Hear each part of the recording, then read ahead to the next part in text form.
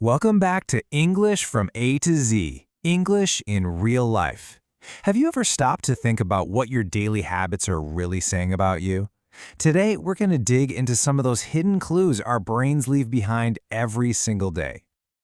We all have them, right? Those little routines we just do, totally without thinking.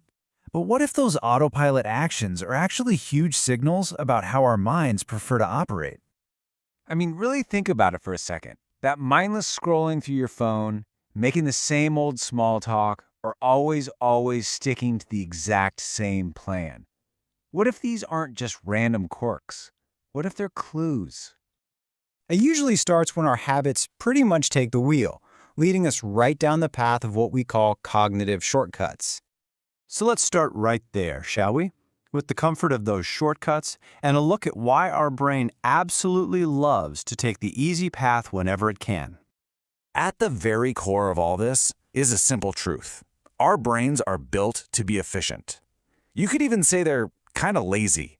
They'd much rather have a simple, easy-to-digest story than deal with messy, complicated truths. And that tendency, well, it gives birth to some really fascinating habits. Take magical thinking, for instance. You know this one. It's that belief that completely unrelated events are somehow connected, like you have to wear your lucky socks to pass an exam. Superstition just takes right over, and it pushes aside any real look at cause and effect. That just puts it perfectly, doesn't it? We're confusing a simple coincidence with causation. Maybe you wore those socks one time and passed an exam, and now, boom, your brain has linked those two things together forever. So what is the real difference here? Well, one mindset just runs on superstition, mistaking coincidence for a real pattern. The other mindset, it actually pauses, it looks for some real evidence, it asks, okay, hold on, what's really going on here? And another classic shortcut is that herd mentality. Adopting a behavior or a style just because it seems like everyone else is doing it without ever stopping to ask why. You're basically letting the group do all the thinking for you. But these shortcuts aren't just about saving energy. Sometimes they're about avoiding discomfort, and that leads to a whole other set of habits that are worth looking at. You see this one everywhere, that constant need for instant gratification, choosing the quick donut over a healthy meal, or scrolling on your phone instead of finally tackling that tough project. It's the habit of picking the easiest, feel-good fix right now, even if you know it's not the best choice down the road. The famous marshmallow test proved this decades ago. The ability to delay gratification, to wait for the bigger reward, turned out to be a powerful indicator of future success. It shows that a disciplined mind can push through a little discomfort now for a much bigger payoff later. Okay, how about this one? If silence feels totally unbearable and you're constantly filling it with noise, it might be a way to avoid being alone with your own thoughts.